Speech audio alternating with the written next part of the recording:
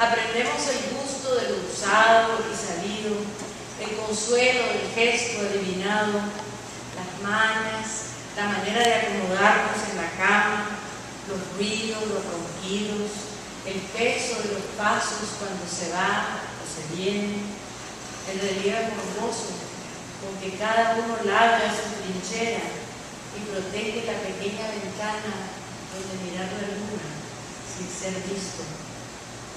Redondo es el círculo de la intimidad y asombroso el arsenal del amor que con fallidas piedras erige su castillo y lo defiende.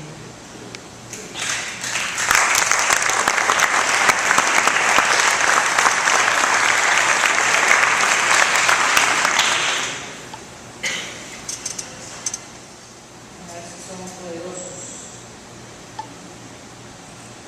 Poder de la poesía. Invento el amor porque soy poeta. Y las palabras son el palacio de uno en el que vivo, en el que hago y deshago la realidad, invocando noches y mañanas exquisitamente inmóviles, en las que imagino que haciendo el amor hago un mundo entero, océanos y bosques y toda una generación de niños tornasoles. Yo invento las palabras para decir te abrazo y subo sobre tus hombros, porque ahí decidí poner la torre desde donde mirar el paisaje verde que quiero hacer que exista. Un paisaje de sombras y helechos gigantes donde agazapados duendes mordisquean hongos venenosos sin morirse, y vos me mirás con los ojos de un animal manso que me ha jurado lealtad y me ve como el principio y el fin de todo. Yo hago que tus manos se acerquen a mi cara y acaricien apenas rozando el contorno tenue de mi oreja, la barbilla, la nariz, el borde tembloroso con que mis labios balbucean tu nombre. Y digo que tu boca acerque mi cuello y muerda la delgada extensión de mis clavículas, y hago que mi piel se piense isla, territorio de tus huellas de explorador, y digo que el agua te reciba para que nades en el cenote de mi gruta espesa, y que ahí tu cetro me corone reina, diosa, musa, única mujer flamígera, incendio, que aspira hondo y pronuncia el amor, desprovista de miedo, de modestia, de toda sensatez. Yo y mis palabras tomamos tu gesto más trivial y lo alzamos como ofrenda de pan bueno en el altar de las adoraciones. Nada de lo que hagas conmigo conocerá el desperdicio. Yo lo tomaré, lo transfiguraré y te ceñiré, hombre que me has amado, con el laurel de los héroes, para que nunca perezcas, para que vivas y me ames, página tras página, hasta el día aciago en que ardan en las Alejandrías de la historia todas las bibliotecas.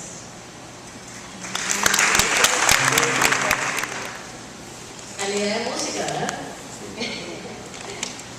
Bueno, yo estoy muy contenta de poder leer poesía aquí en mi patria, después de un largo tiempo fuera de aquí, aunque nunca he dejado de estar aquí. Siempre he pensado que Nicaragua es un país tan chiquito que es importante, que lo puedo andar conmigo por donde quiera que voy, pero me da mucho gusto pensar en la idea de presentar este libro en Nicaragua, de estar con ustedes, mis amigos. Muchísimas gracias a Elsa y a todas las personas que colaboraron en organizar este evento. Este poema, yo voy a leer los poemas ahora más de la juventud avanzada. Este se llama Mujer en avanzado estado de juventud. A mis 60 y varios años, soy una mujer en avanzado estado de juventud. Aún en los días en que el cansancio me entristece las ancas y la espalda acusa el pesado fuelle de los pulmones, la mujer que piensa dentro de mí recién habrá cumplido los 40.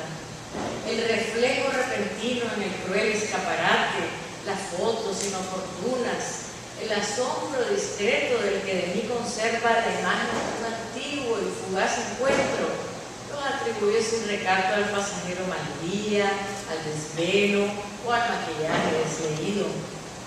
Cuánto más fácil me resultaría esta fe sin el nuevo aire de respeto de la recepcionista del hotel, la dificultad de los chicos para el tuteo al que los invito, o la cada vez más frecuente sensación de ser invisible. El resto de los mortales mirando a través de mí, como si lentamente me hubiese despojado de masa, sustancia, peor aún, de importancia. Para colmo, empiezan a inquietarme los amigos, el guapo, al que se le inclina la vencida nariz, las mejillas agotadas de aquella, el canoso, el panzón, las de innumerables pliegues, o los que me saludan y apenada no reconozco. Y sin embargo, en el aliento de sus miradas, el vapor del tiempo se deshace. Furiosamente apegados a la vida, retosamos en la avanzada juventud, como si la muerte no existiera. Bárbaro.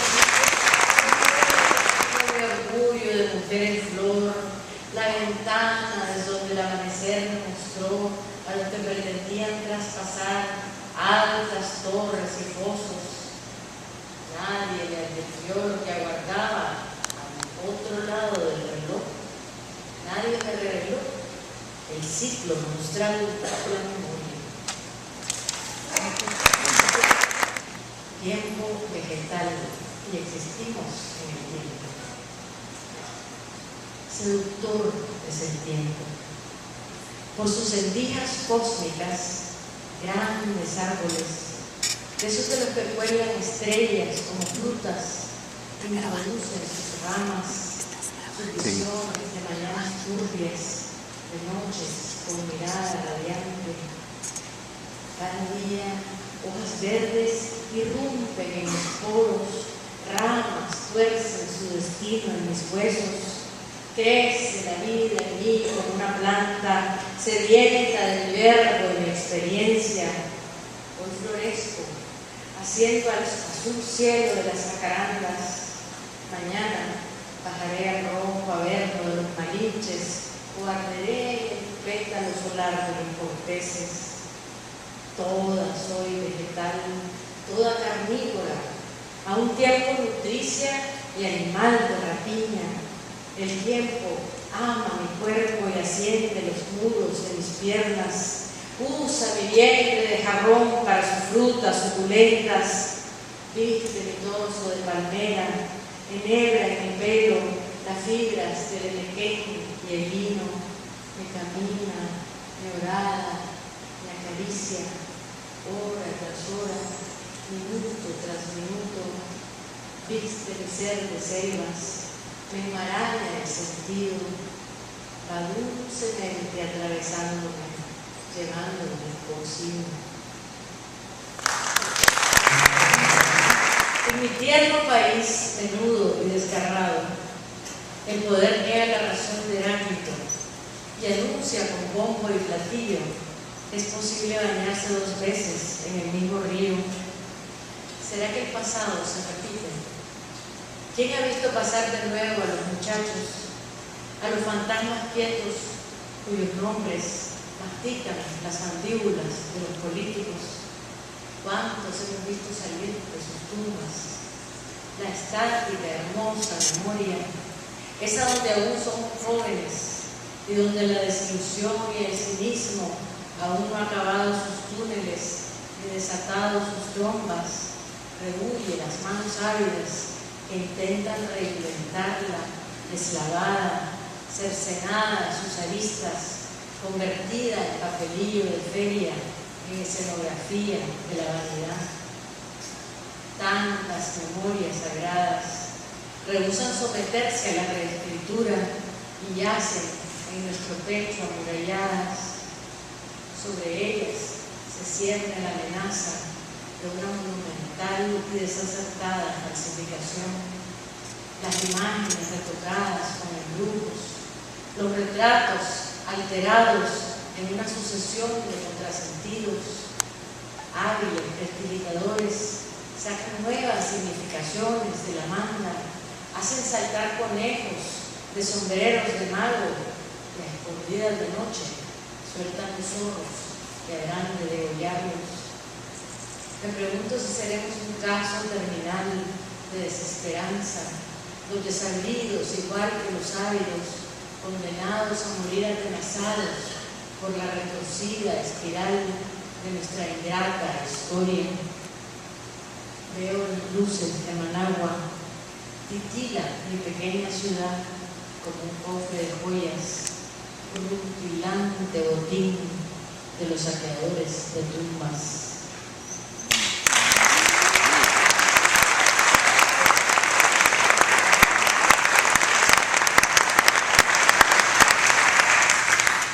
Me he propuesto olvidarte como si fueras un amante cruel, de esos que le cierran a uno la puerta en las narices, o uno de aquellos que cuanto más se aman, más olvido prodigan, pero nada de lo que hago lo consigue. Viene el verdor, la lluvia, el viento, el revoloteo de los papeles en las calles, el roble derramando sus flores como cáscaras de seda en las aceras, el rostro del chaval con el trapo, su sonrisa que cruza y trasciende la pobreza. Viene el atardecer sobre el perfil puntiagudo del volcán a lo lejos, las nubes derramando pintura roja y púrpura sobre el cielo, el hablar deslenguado, rápido y juguetón de la mente, y todo lo que maldigo y desdigo de vos se me deshace, y me irrumpe el amor, como si me corrieran caballos en el pecho, y te contemplo atravesada de ceibos y corteses, de madroños, caobos y palmeras, y te amo, patria, de mis sueños y mis penas, y te llevo conmigo para lavarte las manchas en secreto, susurrarte esperanzas y prometerte curas y encantos que te salven. Palabras, digo, puesto que son ellas la argamasa de mi vida, y a punta de palabras te imagino una y otra vez renacida, genial, despojada de tanta polilla que corroe día a día los cimientos. Arranco de tu pelo a lo que te venden, te roban y te abusan. Te cuento cuentos en la esquina de mi almohada, te arropo y te tapo los ojos para que no veas los verdugos que llegan a cortarte la cabeza. Tierra, paisaje, yo moriré, morirán mis angustias, pero vos seguirás anclada en el mismo lugar, saciada de memorias y de huesos.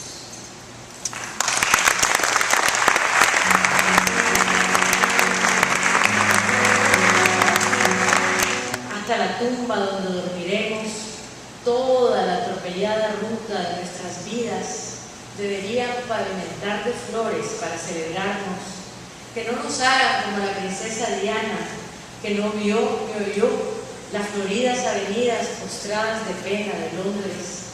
Nosotras queremos ver y oler las flores. Queremos flores de los que nos se alegraron cuando nacimos hembras en vez de machos.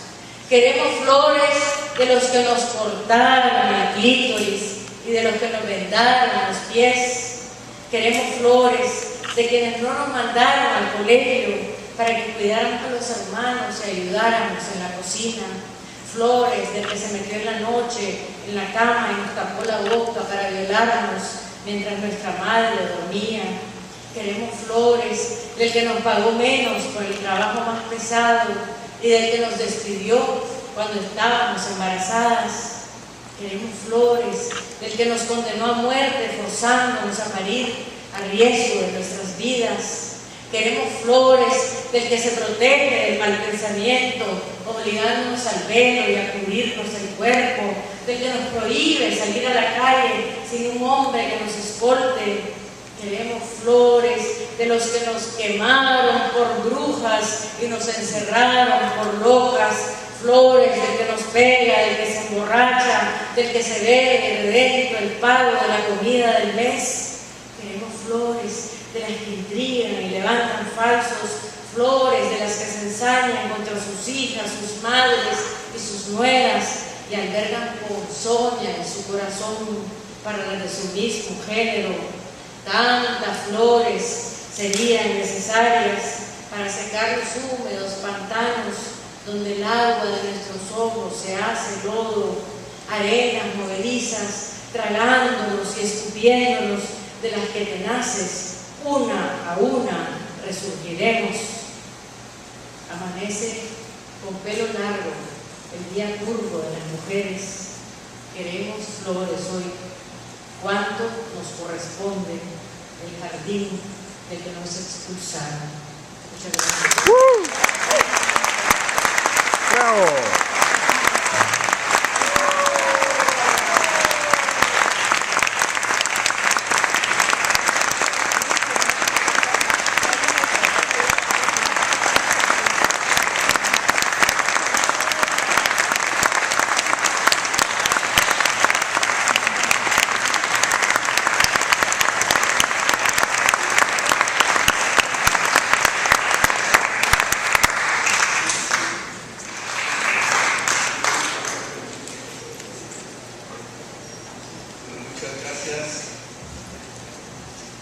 Muchas gracias a todos. Buenas noches, queridos y queridas amigas y amigos de la cultura en Nicaragua. Buenas noches a los amigos y las amigas de Gioconda Belli. Buenas noches a mis amigos, nuestros amigas y amigos del cuerpo diplomático. Un señal a Charles y también querida Gioconda. Es difícil hablar después de una tan linda evocación de poesía que acabamos de escuchar aquí en la Alianza Francesa, lugar simbólico de la relación entre Francia y Gioconda Belli, quien presentó en este mismo lugar varias de sus obras. Tal vez ustedes conocen este poema tan agradable de Gioconda Belli, que se llama La poeta se reúne con sus palabras, en donde ella imagina un diálogo entre la poeta y sus palabras. Y estas palabras interpelan a la poeta. No aguantamos más. Necesitamos que nos saques a una buena página blanca y que nos des aire fresco. Para hablar de Gioconda Belli, el embajador se reúne con sus palabras. Y por primero surgen las palabras que se alinean de manera muy obediente, las que citan a sus diversas obras, las que enumeran sus premios literarios, empezando su fama muy joven por el premio de poesía más importante del país en Nicaragua, el premio Mariano Fiallos Gil, y el premio de las Casas de América en 1978, atribuido por primera vez a una mujer. Las palabras que recuerdan las hondas etapas de su vida tan llena, las que hablan no solo de su obra poética, sino que también de sus formidables libros, y mis palabras que me recuerdan que leí con avidez en un solo día su libro El país bajo mi piel. pero muy pronto vemos brotar la rebelión de las demás palabras. No, estas palabras son muy convencionales, son muy convenientes, son muy clásicas para hablar de Gioconda. Entonces, en la página blanca o en la pantalla blanca de mi computador, cielo sin estrellas, antes que se agreguen las letras, surgen en batallones apretados, listos para la pelea, las palabras del feminismo, a las órdenes del partido de la izquierda erótica. Se exclaman: la mitad de los hombres son mujeres. Ciertos ya se ordenan bajo el estandarte de Gioconda y la citan.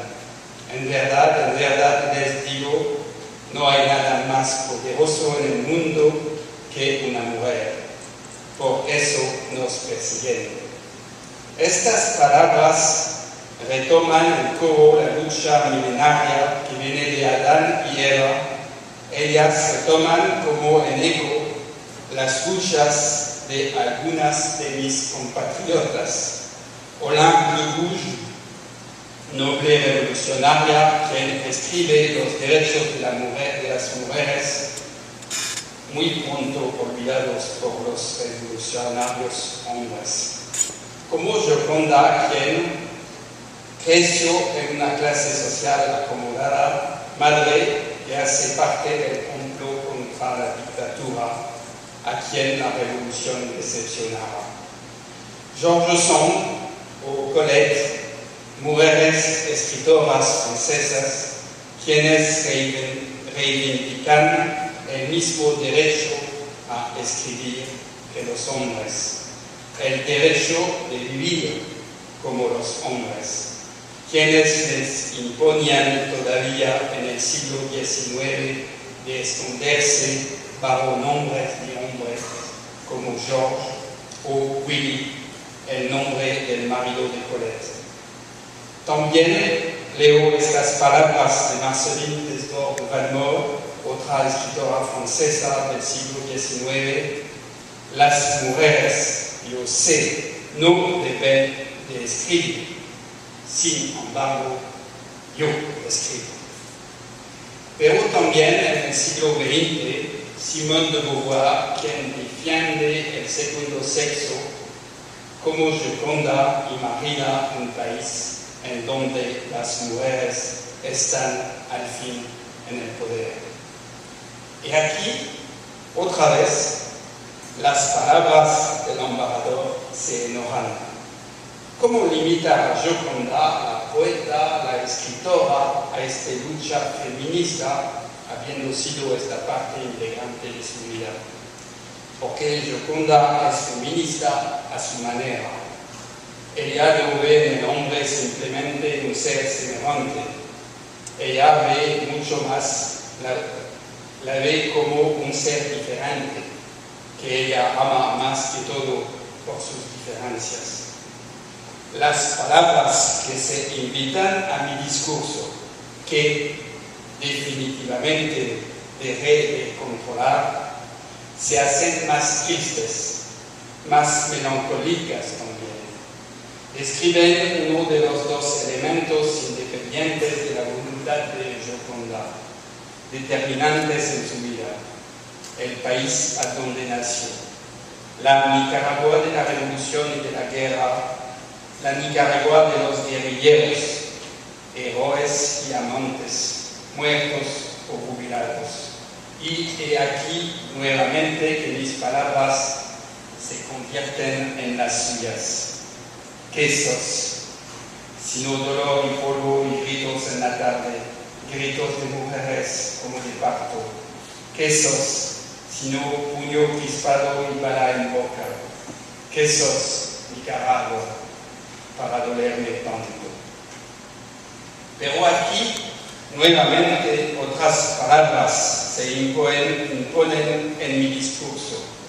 Me dicen que no es posible hablar de Gioconda sin utilizar las palabras más eróticas, las más íntimas, las palabras que dieron a conocer y que firmaron su entrada en la literatura, como una Marianne con el pecho descubierto, con su bandera de la poesía erótica, luchando contra las críticas, los intelectuales formales y las editoriales tradicionales, y hasta luchando contra ciertas mujeres envidiosas.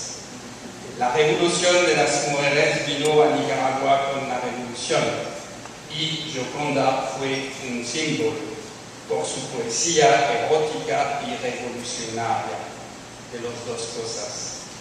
La innovación que hizo consistió en celebrar el hecho de ser mujer, además de decir en versos lo que las mujeres sienten: deseos sexuales, amor, pasión física del hombre con todos sus atributos, cosas que antes no se decían en público.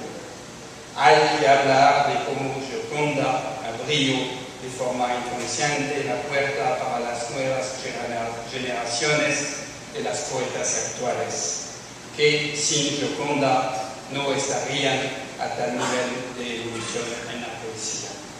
Sí, lleva una bandera de la poesía liberada y de rebelión de las mujeres. Ahora que mi discurso parece llegar a su fin, he aquí una palabra que barre todas las demás, como la pelota de un juego de boliche. Se impone en los escombros de todas las palabras anteriores, ya existente, pero hoy victoriosa, porque ya lo habrán adivinado. Hablar de Gioconda Belli es, antes que todo, hablar de la mujer. Y no de cualquier mujer, de una mujer realizada, de una mujer habitada, la mujer niña, la mujer en su juventud resplandeciente, la mujer erótica, la mujer en su apogeo, como el título de una de sus antologías, la mujer radiante, la mujer madura de hoy en día. Mujer, esta palabra que, me perdonarán, resuena en mi cabeza en francés, femme, pero femme al plural. En francés, la forma singular y la forma plural no se distinguen bien al oído.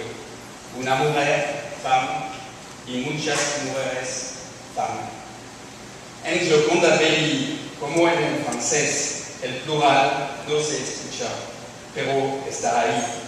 Hay muchas mujeres en Gioconda, amante y esposa, burguesa y revolucionaria, escritora y madre, italiana, latina e indígena, poeta y novelista, pero sobre todo un ser humano que reivindica el derecho de ser una mujer en toda su sensualidad y en todas sus posibilidades.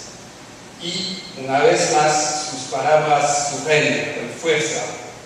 Pienso que al fin logré hacer cohabitar todas esas mujeres bajo mi piel, sin renunciar a ser una mujer, pero también haber logrado vivir como un hombre. Y mis palabras reencuentran los acentos de una canción de un cantante francés que se llama Jean Ferrat. El poeta tiene siempre razón, ve más allá del horizonte, y el futuro es su reino frente a nuestra generación. Yo declaro con Aragon, la mujer es el futuro del hombre. Y Aragon, un poeta francés, retoma, el futuro del hombre es la mujer. Ella es el color de su alma. Ella es su humor y su ruido, y sin ella, él no es más que un blasfemo. Es realmente un gran honor para la Embajada de Francia, que se complace de presentar hoy en colaboración con Anama Ediciones, un florilege de sus poemas por la primera vez traducido gracias al trabajo de Michel Hospital. Francia, con el grado de Caballero de las Artes y de las Letras, nuestra más alta distinción cultural, quiere hoy honrar a la mujer escritora, la poeta y novelista, con todos sus éxitos y con todas sus sensibilidades, con sus obras, parte del patrimonio mundial de la cultura.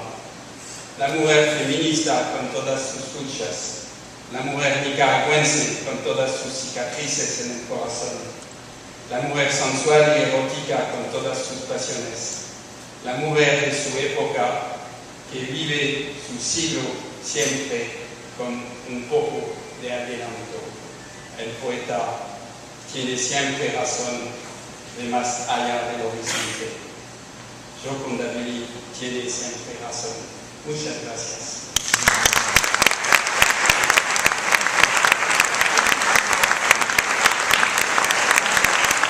J'ai l'honneur de vous faire, Gioconda Belli, chevalier des ordres des arts et des lettres.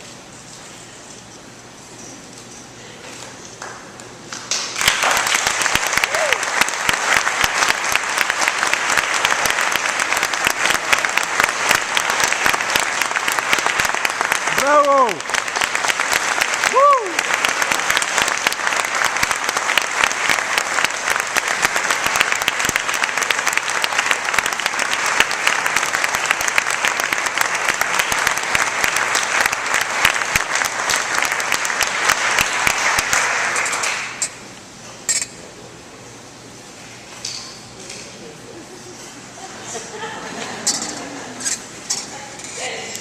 Personalidades, amigos, todos.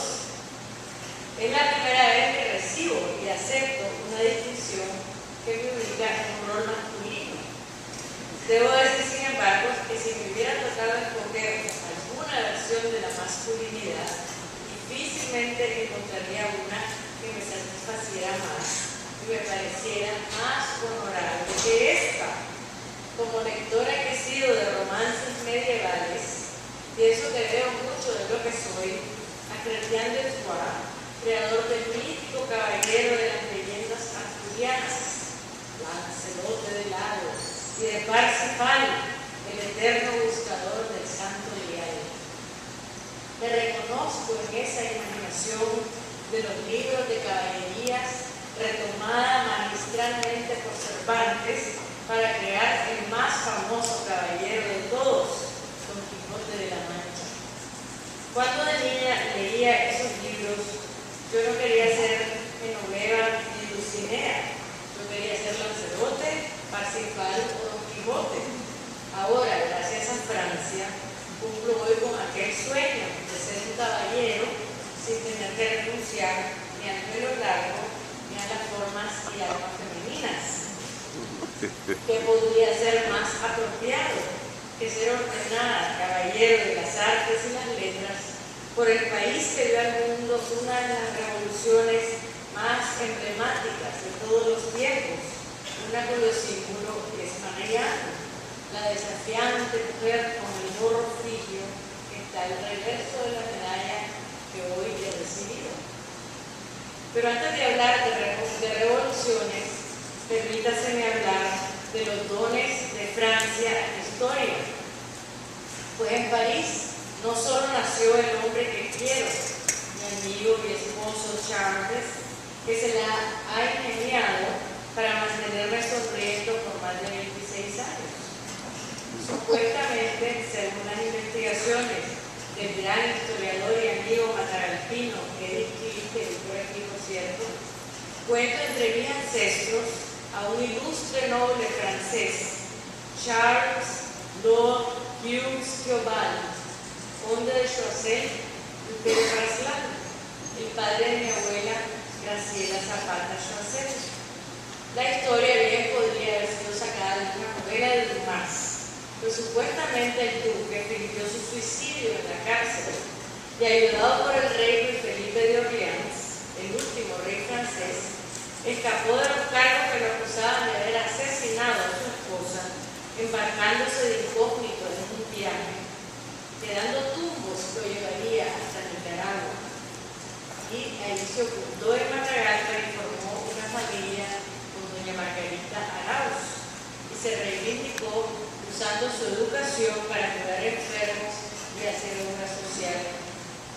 Lo de ser noble no lo exime, por supuesto, del crimen, pero entre tanta leyenda bien puede optar por la versión del falsamente acusado conde de Montecristo, o por la otra que dice que era el mayordomo que llegó aquí y se hizo pasar por conde.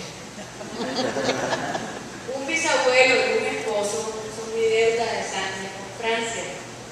Hay otra deuda importantísima que se inicia con el nombre que marcó mis primeras lecturas, Julio Verne, cómplice infaltable de la desbocada imaginación que me habita, y que así como a él le permitió vislumbrar mucho antes de que fuera posible que el ser humano llegaría a la luna, a mí me dio rienda suelta para imaginar el fin de las dictaduras y el triunfo de las utopías. Mi quehacer literario ha estado vinculado a ese sueño caballeresco.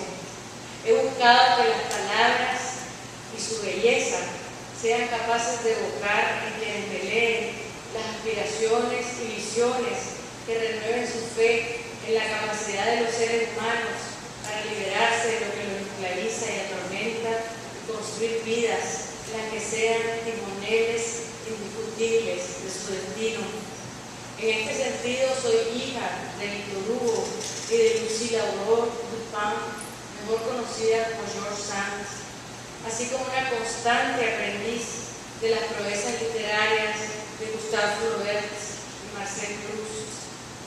Dentro de esa búsqueda de la humanidad por encontrar las altas ideas y el conocimiento que implique la existencia, agradezco a Francia por la ilustración, por el genio de Voltaire, la valentía de Olimpia de Bush y su declaración de los derechos de la mujer, por supuesto, el visionario apoyo de Nicolás de Condorcet a la emancipación femenina, por el positivismo de Comte, el existencialismo de Sartre, el aporte a la teoría feminista de Simone de Beauvoir y Hélène Cixous.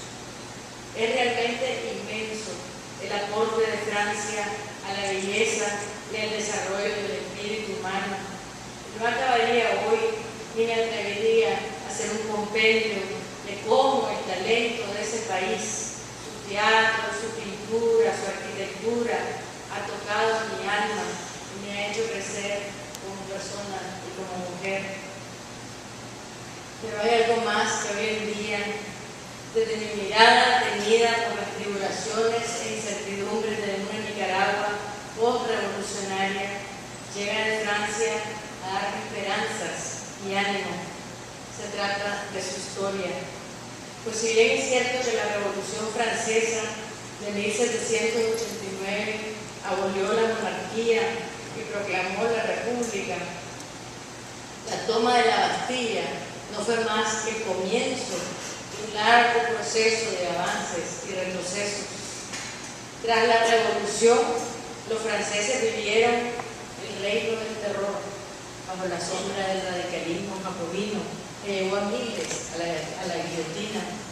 Vieron instalarse a Napoleón Bonaparte como emperador y el retorno de muchas características del antiguo régimen.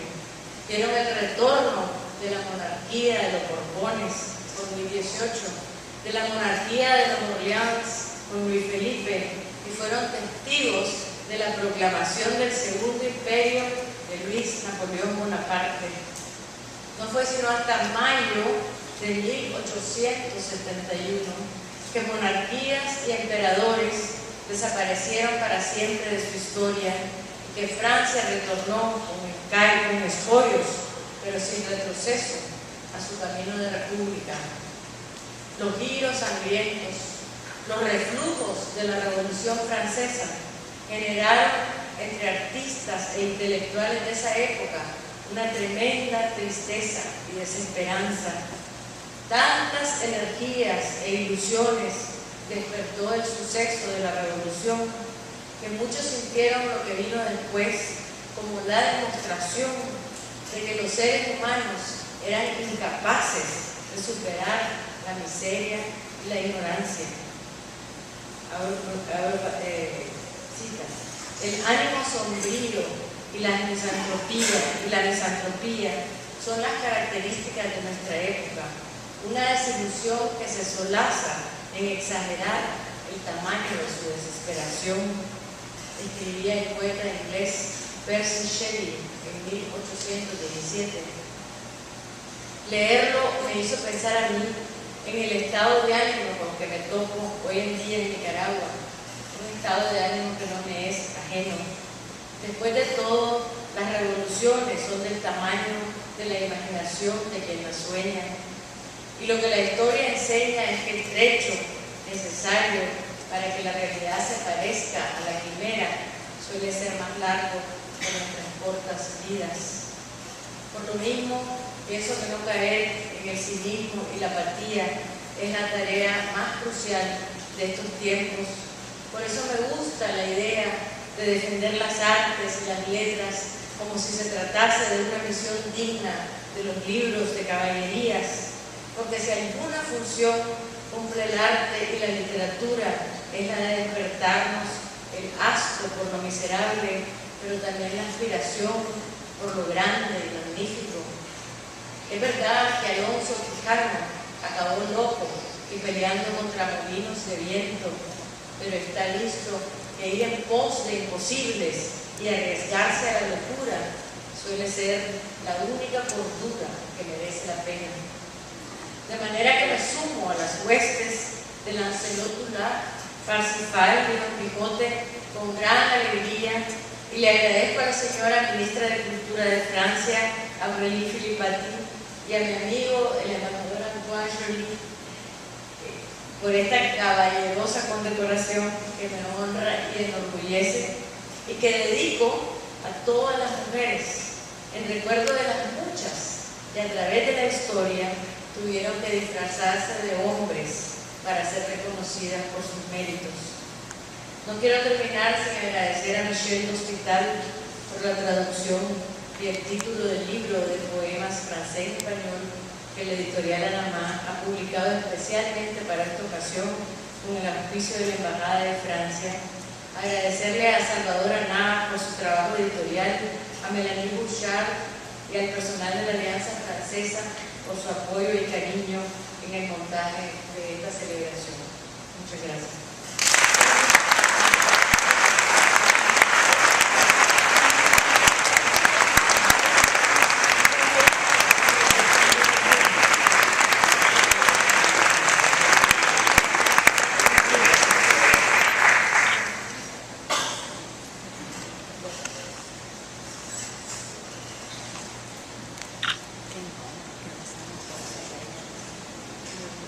Invito al escenario al señor Lutz Kliche, representante de Anamá Ediciones, quien hará la entrega del libro Florilege.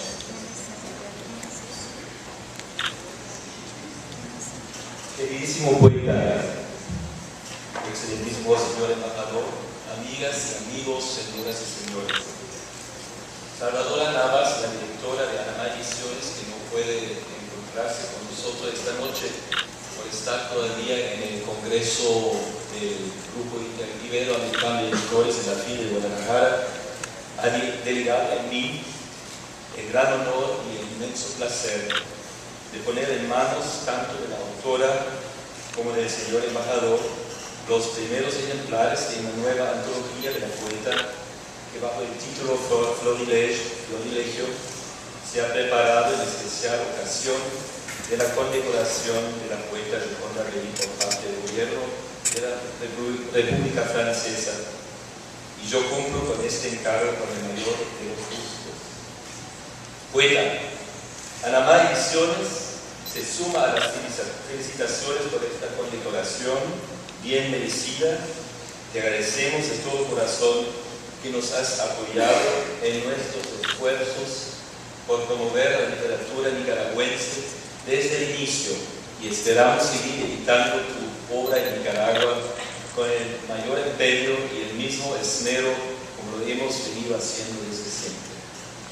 Excelentísimo señor embajador, la antología que esta noche estamos poniendo en sus manos ya es el cuarto libro que Anamá Ediciones publica en cooperación con la Embajada de la República Francesa. Ha habido ediciones bilingües de Jacques Prévert, de Aragon, una novela gráfica también, y ojalá haya oportunidades futuras para seguir en esta fructífera cooperación. Por último, ya se ha dicho, pero lo vuelvo a mencionar, no quiero dejar de mencionar el excelente trabajo que hizo la traductora de la antología Michelle Hospital. Como traductor que también soy, puedo decir que has logrado no solo una buena traducción, sino una recreación de la poesía de Gioconda en tu lengua materna, lo cual caracteriza, a mi modo de ver, el trabajo de un buen traductor. Y te felicito de todo corazón por ello, como felicito a todos nosotros por poder leer y disfrutar de esta maravillosa poesía de Gioconda. Y procedo a entregar estos dos ejemplares. Esta edición un poco más elegante, pero están mucho más ejemplares ahí afuera que ya habrán visto. Muchas gracias.